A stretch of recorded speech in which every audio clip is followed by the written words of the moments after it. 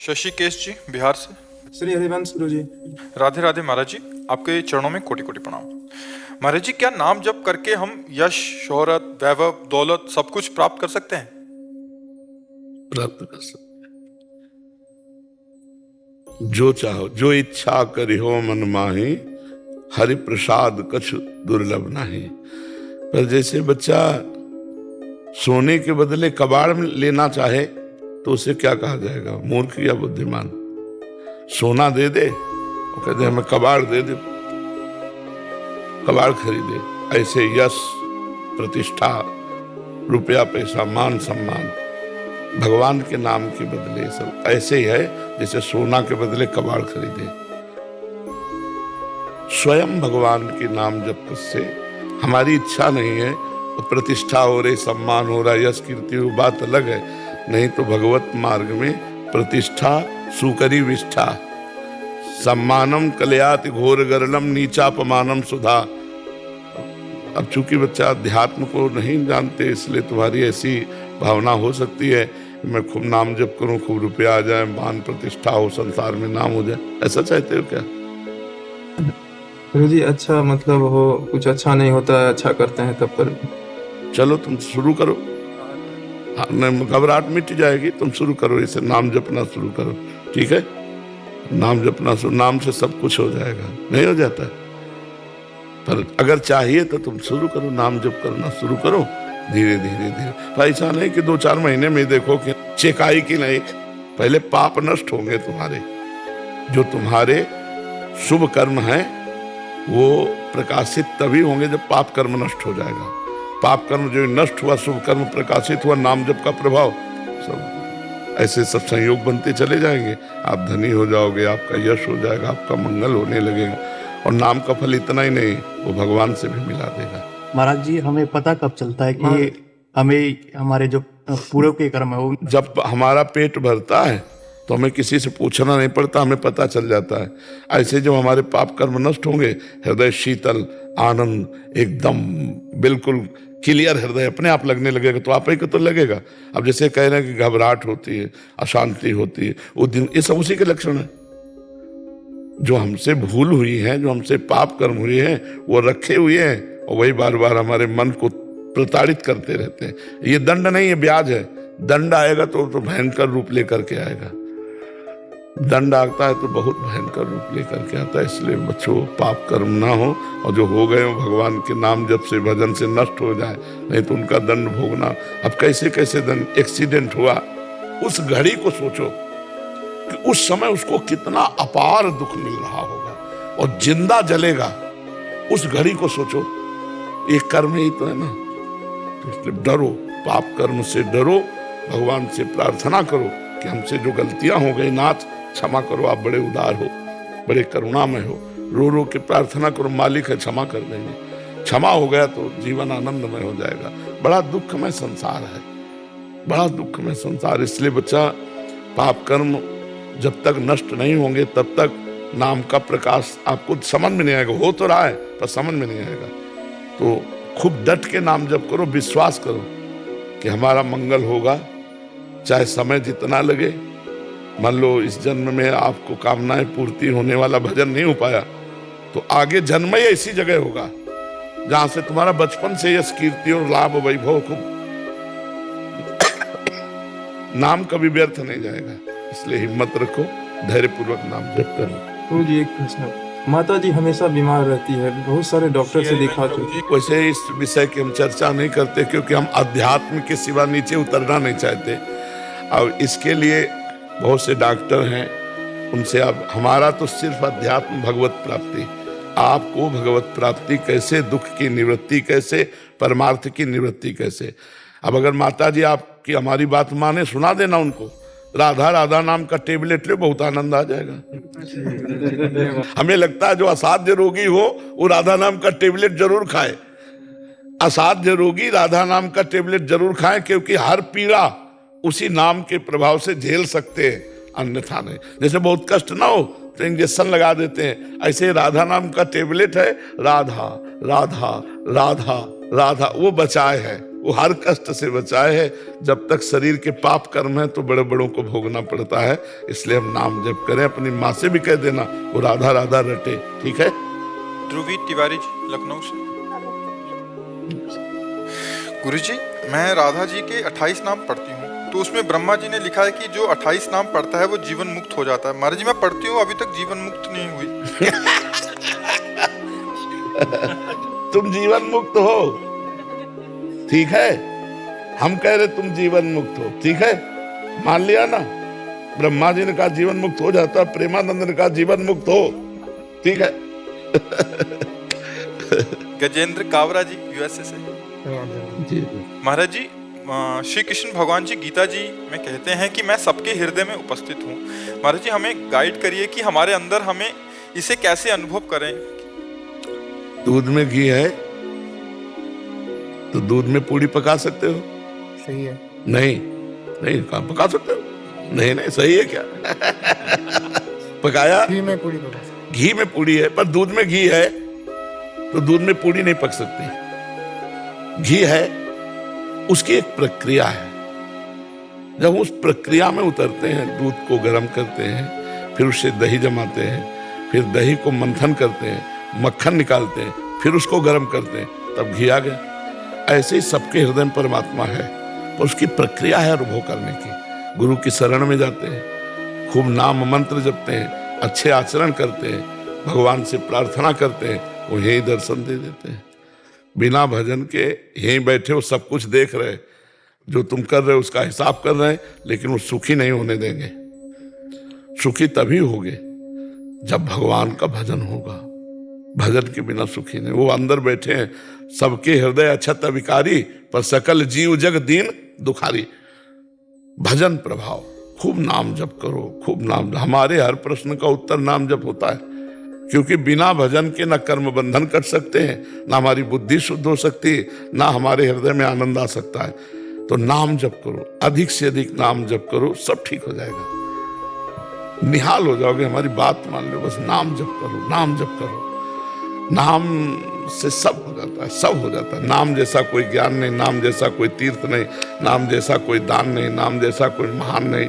हर सुमीर पवन सुत पावन नामू अपने बस करे। नाम जैसा कर, हमें हमारे जीवन का मतलब बस नाम नाम नाम। और आप देख लो, जो चाहो प्राप्त कर सकते हो, जो चाहो। जैसे महाराज जी हम पढ़ते हैं क्लासेस के अंदर, जैसे काउंटर का इस्तेमाल नहीं कर सकते, जो क्लास में और भी होते हैं, तो हम मन ही मन कर सकते हैं। बहुत जोर का, काउंटर से भी ज्यादा मन का। और भगवान से कह दो गिन तुम ले, बोल हम रहे। भगवान, ये जिम्मेवारी भगवान को दे दो। राधा राधा राधा, और श्री कृष्ण से कहो तुम गिनो कि हमने कितने जम, वो सब गिन रहे। ऑटोमेटिक सरकारी मशीन लगी हुई है। तुम जो गलत कर रहे हो, जो अच्छा कर रहे हो, एक एक सेकंड का, दिन और रात का, तुरंत सब लेखा जोखा अपने आप हो रहा है। भागवती खड़े हो जाते हैं गलत में थोड़े। हाँ, भावना करोगे तो ऐसा भी हो सकता है। अरे महाराज जी, ऐसा है, हमने ग्रुप बनाया इंस्टाग्राम पे, अब वो हम रोज वीडियोस पे भेजते हैं, तो मित्र बोलते हैं कुछ भी गलत करने जाते हैं, महाराज जी तांडव करने लगते हैं। बोलते ये गलत है, दुर्गति हो जाती है। भगवान कृपा कर रहे ना। अच्छा, और जब हारने लगते हैं तो महाराज जी आ जाते हैं, उठ खड़ा हो, नाम जप कर, हो जाएगा। भगवान का ये सब कृपा प्रसाद है ना, तो हमें बहुत सुख मिलता है जब सुनते हैं नौजवान भाई कृपा करके। तो आपके पीछे पागल है, बोल रहे थे महाराज जी से हमारी राम राम प्रणाम, दीदी आई हैं, अब आ नहीं पाई, बहुत परेशान थी। हम बोले सब भले ना आ पाओ, हमारी बात मान लो, हम आपके पास दिखाई देंगे। हमारा, आप एक बार बोल दीजिए, आप मित्र हैं, सबके सब मान जाएंगे। विश्व में जितने भी है सबके अब मित्र है। सबके मित्र है। दोनों भाइयों मित्र है महाराज जी। और प्रेमानंद का निवास स्थान जानते हो कहाँ है? क्या है? तुम्हारे खोपड़ी में ही बैठे दिखाई देंगे। जहां तुम सोचोगे वही सोच में वो दिखाई देंगे, क्योंकि प्रेमानंद नाम भगवान का है। प्रेम प्रियाजू, आनंद भगवान, प्रेमानंद, प्रेम आनंद भगवान। हम तो पहुंच भी नहीं पाते, और जैसे ऐसा ऐसा भाव आता है, ये भगवान के द्वारा दिया हुआ भाव है। करते कभी डर लगता है, आप खड़े हो जाते हैं, अरे हम है, टेंशन का ले रहा है। भगवान, वो भगवान का ऐसा। सूरज तिवारी जी, श्री हरिवंश। महाराज जी, आपके चरणों में कोटि कोटि प्रणाम। महाराज जी, मेरे जो भाव उत्साह धाम के प्रति पहले था, वो अब उतना महसूस नहीं होता। हाँ, कोई अब भी लगता है कोई दो कारण। किसका प्रश्न? हाँ, इसके दो कारण हैं। पहला तो कोई अपराध बन गया होगा किसी धामवासी का, और दूसरा अगर अपराध नहीं बना तो जैसे इत्र की दुकान में पहले पहले जाओ तो जोर की खुशबू लगती है, और अगर थोड़ी देर बैठ जाओ तो गायब हो जाएगी खुशबू, नहीं गायब हो जाएगी। अब वो उससे बड़ी खुशबू की खोले बोतल तो आपको खुशबू लगेगी, उतने के लिए घ्राणेंद्रिय समा गई। तो दो बातें देख लो, अगर अपराध नहीं बना तो आनंद की खुराक बढ़ गई है। प्रभु जान के तो अपराध नहीं बना, पर हो सकता है जो आप दूसरी बात बोले, अभी आके वो उत्साह लग रहा है यहाँ पे। हाँ, नहीं, आनंद की खुराक जो होती है ना बढ़ जाती है। पहले आए तो एकदम आनंद, ये दूसरे, और फिर दूसरे में कम, तीसरे में कम, अब लगता है उससे बढ़कर कुछ हो तो आनंद आएगा। तो ये आनंद की भूख बढ़ जाती है, तब ऐसा होता है। या कोई अपराध बन जाए तो ऐसा होता क्षमा कर दीजिएगा अपराध। हाँ, वृंदावन से हम सबको प्रार्थना करते हैं, जब वृंदावन से निकलो तो लौटो और वृंदावन को प्रणाम करो, वहीं मतलब मुड़ के, और हे वृंदावन धाम, हमसे जो शारीरिक, मानसिक, वाचिक, जानने में या अनजाने में अपराध बने हो क्षमा करना, और कृपा करके मुझे फिर जल्दी बुलाओ और प्रणाम करो, चले जाओ। सब आपके भरोसे छोड़ा है, आपसे भाई।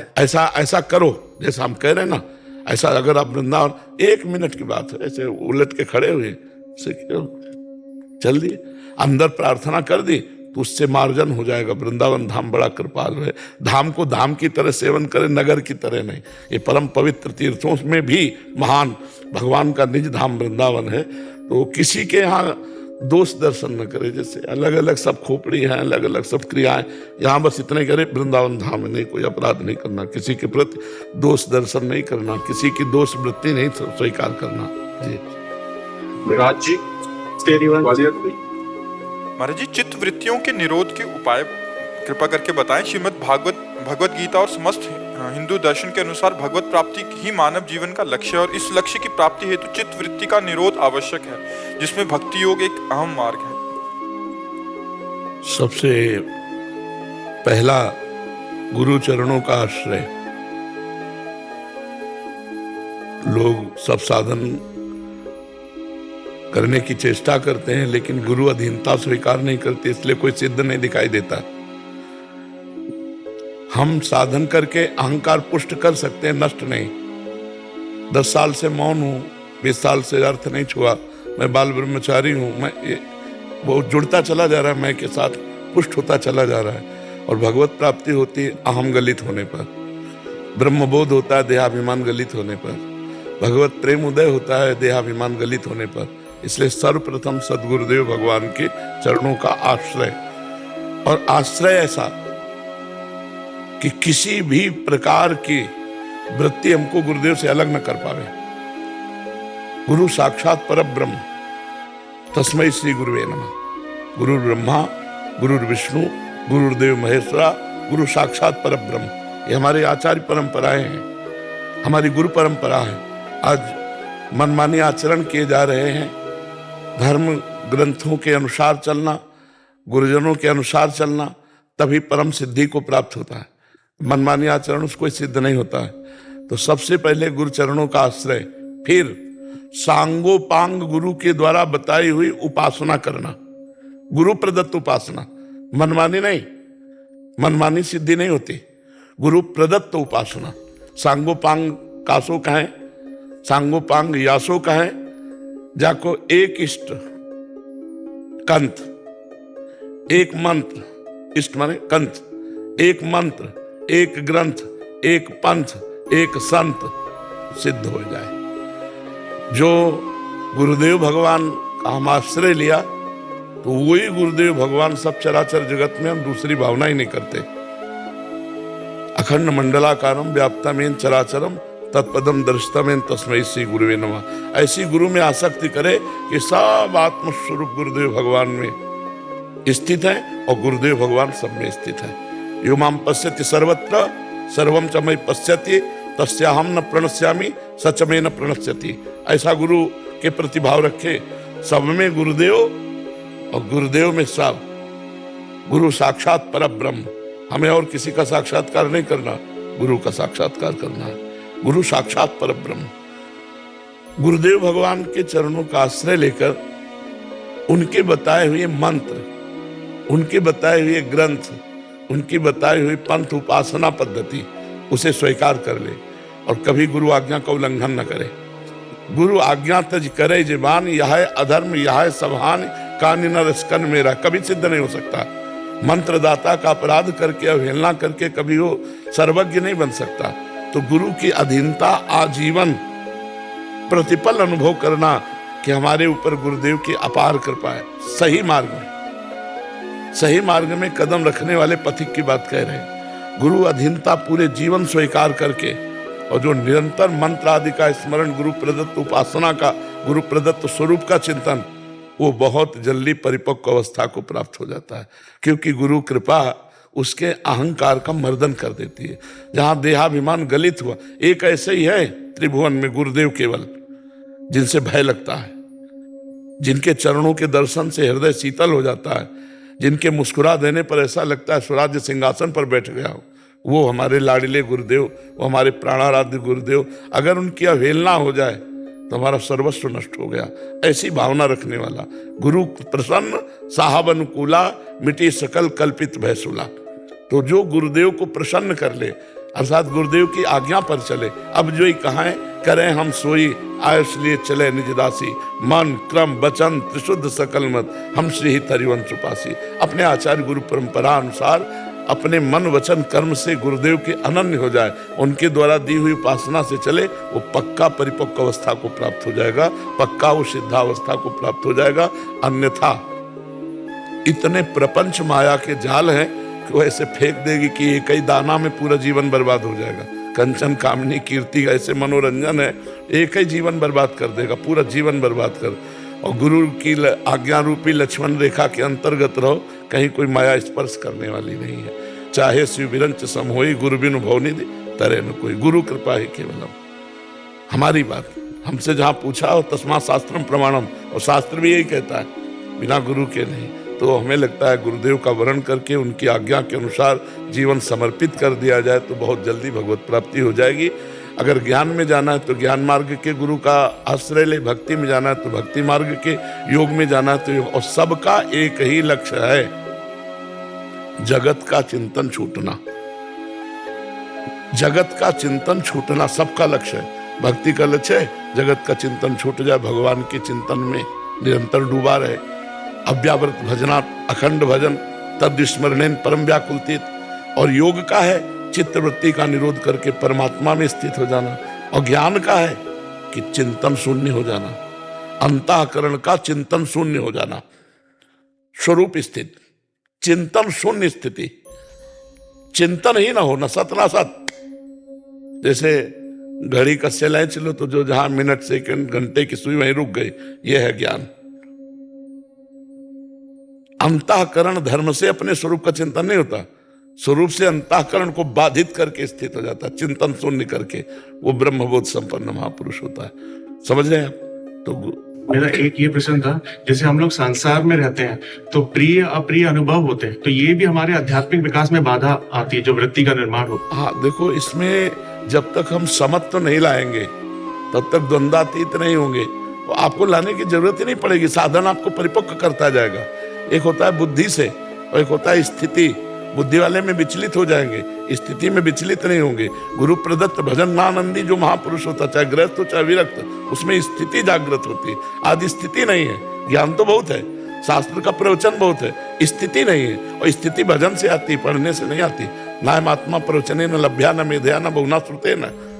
खूब निरंतर आत्मचिंतन जो भगवत चिंतन परायण, गुरु आज्ञा परायण, वो स्वयं स्थिति को प्राप्त होता है। तो जो सुख दुखे समय कृत्वा लाभा लाभो जया जयो, ये समान स्थिति जो है ये भगवान के भजन से आती है। बच्चा भजन किए बिना बुद्धि थोड़ी देर समता में टिकने की कोशिश करेगी, फिसल जाएगी।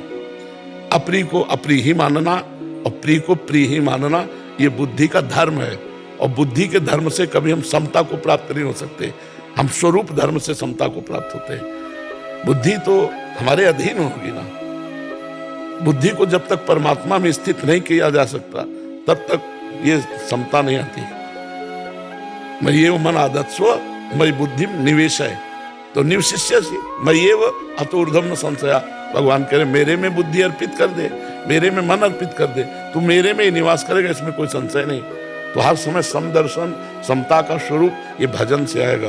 खूब नाम जप करो, खूब गुरु चरणों का आश्रय लो, इसी से बात आएगी। बातें बनाने से भैया ब्रह्मबोध नहीं हो जाता, बातें बनाने से कोई भगत जनों से मिलते हैं, लोगों से, तो आए दिन महाराज जी भगवत प्राप्ति जिनको हो चुकी है, ऐसा वो कहते हैं कि हमें आत्म साक्षात्कार हो चुका है, हमारी कुंडली जागरण हो गई है, हमें 2 बार ठाकुर जी ने दर्शन दे दिए, आते रहते हैं। ये प्रश्न उनके लिए पूछ रहे हैं कि उनके लिए क्या समाधान होना चाहिए, जैसे इसमें आपको महाराज जी। हाँ, पहले बात तो समझ लो, अगर जो जगा हुआ है उसको पूछने की या बताने की जरूरत है क्या? जो जगा हुआ है, और अगर स्वप्न में जगने का भान हो गया उसको, स्वप्न में एक नया स्वप्न, तो मैं जग चुका हूं, तो फिर बोर्ड लग जाएंगे और फिर प्रचार प्रसार उस बात का होगा। मुझे कुंडली जागृत है बताने की, क्यों बताना चाहता है? देहाभिमान पुष्ट करना चाहता है, हमें इस प्रश्न से मतलब नहीं है। हम वो क्यों बताना चाहता है मेरी कुंडली जागृत है?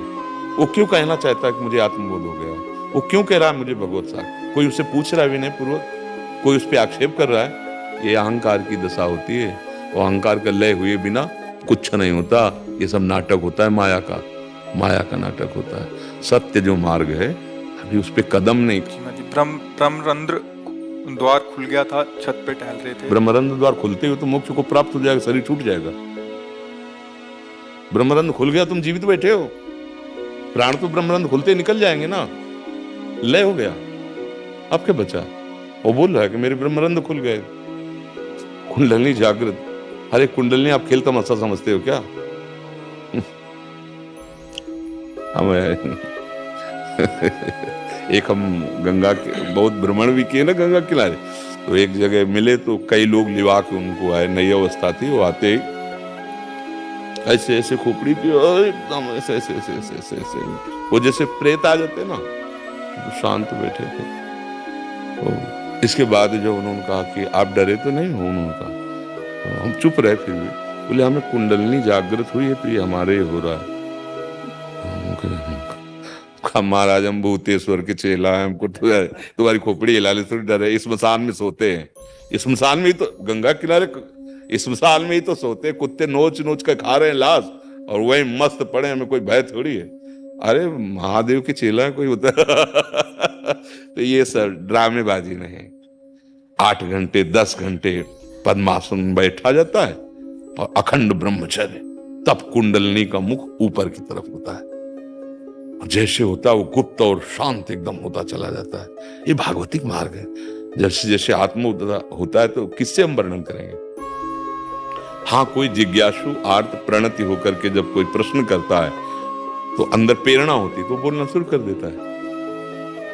अहम शून्य कोई भी मार्ग में, अंतःकरण में जो अहम धर्म है उसका जब लय हो जाता है तब वस्तु मिलती है। जब वस्तु मिलती है तब वो किसके लिए कहे, और जब तक वस्तु नहीं मिलती तो लगता है ना थोड़ा वो अहम की सारी दशा होती है। कोई भी हो, जब तक अहम गलित नहीं होता है तब तक परमार्थ में प्रवेश नहीं होता है। ये देहाभिमान, अभी जिससे चर्चा करें ना, स्थूल सूक्ष्म कारण, अब किससे चर्चा करें? जो दूसरा हो तो बात है, फिर हम क्यों बता रहे हैं? कोई जिज्ञासु है क्या बैठा है जो चरणों में प्रणति हो करके, और जैसे बाबा से पूछा, पूज्यपाद सिउड़िया बाबा जी से कि अहो भाग्य अखंडानंद स्वामी जी ने कि प्रभु मैं आपको जान गया। स्वामी जी ने, नई अवस्था थी स्वामी जी के, उस समय संन्यास लिया तो श्रीमद् भागवत चर्चा करते थे स्वामी श्री अखंडानंद सरस्वती जी महाराज। तो बाबा ने कहा जान गया? बोले जी कौन? बोले बाबा आप साक्षात ब्रह्म हो। तो तुम पार्थिव दृष्टि से ब्रह्म को देख सकते हो? पार्थिव दृष्टि से तुम ब्रह्म को, ब्रह्म दूसरी वस्तु, द्वैत वस्तु है क्या कि तुम दृश्य की तरह उसे देख सकते हो? वो गलत एकदम। तो बाबा आप एक जीवन मुक्त महापुरुष हो, तो जीवन मुक्त महापुरुष है तो अनुभव में आता है, ये अनुभव स्वयं को होता है। आपने कहां से जाना, किससे जाना? वो बाबा आप ही बता दो आप क्या हो? बोले चराचर का मैं सेवक हूं। बाबा की वाणी में लिखा है। चराचर का सेवक केवल भगवान होता है या ब्रह्मबोध संपन्न महापुरुष होता है। क्या कहा? मैं चराचर का सेवक हूं, पूज्य बाबा ने कहा। जैसे भगवान श्री कृष्ण की राजस्व यज्ञ में अग्र पूजा हुई, लेकिन सबके चरण धोने की सेवा भगवान ने स्वयं ली। ये मार्ग थोड़ा अध्यात्म मार्ग में दंभ, दिखावा, पाखंड इनका प्रवेश नहीं है। ये बड़ा निर्मल मार्ग है, पवित्र मार्ग है। आरत अधिकारी जब पावं तो गूढ़ऊ तत्व ना साधु दुरावें। देखा कि अधिकारी है आसपास, हटा दिया सबको। फिर एकांत में वो अपने रहस्य खोलता है। कब? जब आर्त अधिकारी, वो जिज्ञासु इतना प्रबल है, इतना अधिकारी है, और वो चरणों में पड़ा हुआ है, तो करुणा करके जब भगवद आदेश हुआ तो खोलना शुरू कर दिया उसकी स्थिति के अनुसार। एक बार निमि जी ने जब नवयोगेश्वर से वार्ता की तो कहा यही प्रश्न मैंने सनकादि से किया था, पर वो कुछ नहीं बोले थे और चले गए थे, ऐसा क्यों? तो बोले उस समय आपकी योग्यता नहीं थी। महाराज निमि विदेहराज बोले आपकी योग्यता नहीं थी, आज आप में वो बात आ गई तो उसका उत्तर हमसे ले लो। तब उत्तर दिया था नवयोगेश्वर ने मिलके। तो ये भगवत ऐसे नहीं, राधा कृष्ण मिल गए, हमें सियाराम मिल गए, अरे मिल जाएंगे तो तुम्हारा रोम रोम बताएगा, तुम्हारे नेत्र बताएंगे, तुम नहीं बोल पाओगे। देखो आचार्य कैसे बोल रहे, क्वाहम तुच्छः परम मधमः प्राणिहो गर्ह कर्मा यत्तन्नाम स्फुरति महिमा हरेश वृंदावनस्य। बोले कहा मैं तुच्छ अधम अपराध करने वाला प्राणी, और कहा मेरी जिह्वा पे राधा नाम में तो वृंदावन की महिमा है। विभीषण जी से मिल रहे हैं और विभीषण जी कह रहे हैं हनुमान जी को, या तो आप साक्षात हरि हैं और या फिर हरिदासों में सर्वश्रेष्ठ कोई है, क्योंकि मोरे हृदय प्रीति अति हुई कि तुम राम दीन अनुरागी आयो मोहि करम, कि तुम हरिदासन मा कोई मोरे हृदय प्रीति अति हुई। पक्का दो में आप एक, या तो स्वयं हरि हो और या हरि के प्रेम में डूबे हुए कोई सर्वश्रेष्ठ हरिदास हो। हनुमान जी क्या बोले, असमय अधम सखा तुम है, सब कुछ है, ज्ञानी नाम अग्रगण्यम। कोई इनसे बड़ा ज्ञानी स्वयं भगवान शंकर के अवतार है, रुद्रावतार हैं, तो ज्ञान खान जहां बस शंभु भवानी, वो तो ज्ञान समुद्र बंदे बोधमयम नित्यम गुरुम शंकर रूपिणम। क्या बोल रहे हैं, क्या बोल रहे हैं? जब राम जी से मिले तो क्या बोल रहे हैं, एक में मूढ़ मति, अपने को मूढ़ मति कह रहे, ज्ञानी नाम अग्रगण्य, कुटिल हृदय अज्ञान, ज्ञानी नाम अग्रगण्यम कह रहे, कुटिल हृदय अज्ञान, पुनि प्रभु मोहि बिसारे दीन बंधु भगवान। ये स्थिति प्रज्ञ महापुरुष, ये ज्ञान शिरोमणि, ये भगवत साक्षात्कार किए हुए महापुरुष की वाणी कह रहे हैं, असमय अधम सखा सुनो मोह पर रखनी, मुझ जैसे ऐसे अधम कि फ्रात ले जो नाम हमारा, ते दिन ताहि न मिले आहारा, असमय अधम सखा। कहां इतना बड़ा महान बल का कार्य केवल हनुमान जी कर सकते थे। रावण की लंका में जय श्री राम की गूंज और थर्रा दी पूरी लंका में, कोई एक नहीं बचा जिसके हृदय में भयन समा गया हो महाबली हनुमान का।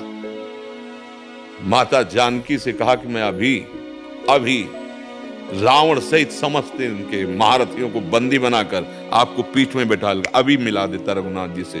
पर प्रभु ने आदेश नहीं किया, माँ बस कुछ क्षण आप रुकिए, स्वयं प्रभु आएंगे और उनकी विजय गाथा लोक पावन करेगी।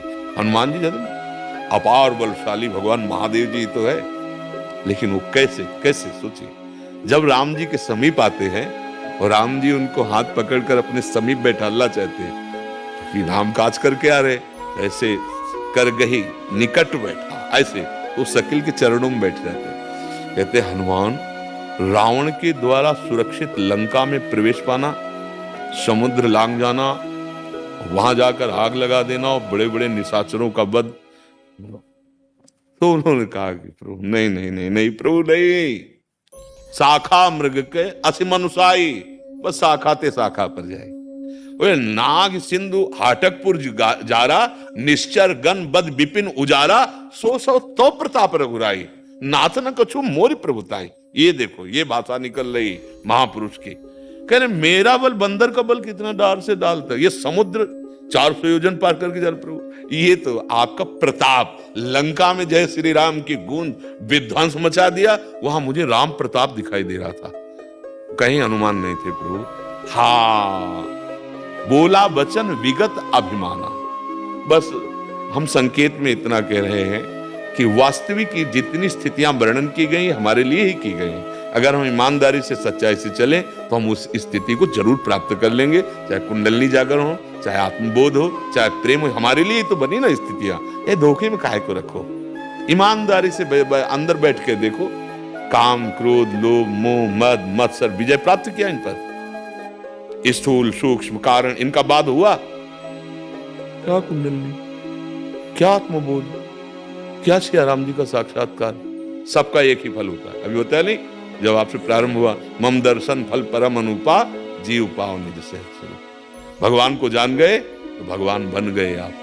सोई जाने जी देव जलाई जानत तुम्हें तो। अच्छा, जब जान गए तो उसके सिवा कोई है नहीं, तो हम किससे बात करेंगे इस बात के लिए कि हमें ब्रह्म बोध हो गया है? हाँ, कभी कोई महापुरुष ऐसा नहीं बोलता मुझे भगवत प्राप्ति है। जैसे किसी से पूछो, पूछा नहीं कि आपको भगवत साक्षात्कार हो गया है, तो ना कह सकते हैं और ना हाँ कह सकते हैं। हाँ इसलिए नहीं कह सकते कि वो अनंत है, और ना इसलिए नहीं कह सकते कि जी नहीं सकते उसके बिना। उसके बिना आधार नहीं। जब मैं था तब हरि नहीं, अब हरि हैं, मैं ना है। पकड़ पाओ तो देख लो।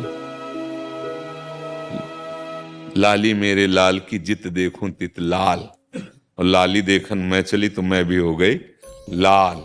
बस पकड़ लो, अब पहुंचो तो पहुंचो, पकड़ लो। तो अब भाई देखो, डॉक्टर के पास अगर तुमको हो गया कि हम स्वस्थ हैं, वो तो थर्मामीटर डाल के देख लेगा 1 सेकंड में कि नहीं आप स्वस्थ नहीं है। अब ऐसे बीमारियों से कहो कि मैं स्वस्थ हूं तो चल जाएगा। ऐसे जे ही जाने जग जाए हेराई, जागे जथा स्वपन भ्रम जाई। ये है जगे हुए पुरुष का लक्षण। खत्म। मैं मोर तय तो अपने स्वरूप में स्थित। ये सब अहंकार का पोषण हो रहा है भाई, संभाल लो। रोग बढ़ रहा है, मिटने की जगह रोग बढ़ रहा है, संभाल लो। ये सबका एक फल है, सच्चिदानंद तत्व में स्थित हो जाना। सबका, चाहे भक्ति, चाहे ज्ञान, चाहे वैराग, चाहे, और ये सारी स्थितियां अपने लिए हैं। कोई ये थोड़ी कि दुर्लभ स्थिति। चढ़ो, आगे बढ़ो। वही तो अभी कह रहे थे, आगे बढ़ो। दम्भ में क्यों फंसो, पाखंड में क्यों फंसो, झूठ में क्यों मानो? अरे झूठी से राजा का मुकुट धारण करने से राजा नहीं बन जाएगा। पहले सेना तैयार करो और परास्त करो विपक्ष को। काम, क्रोध, लोभ, मोह, मद, मत्सर, ये षड विकार जित अनग अकामा।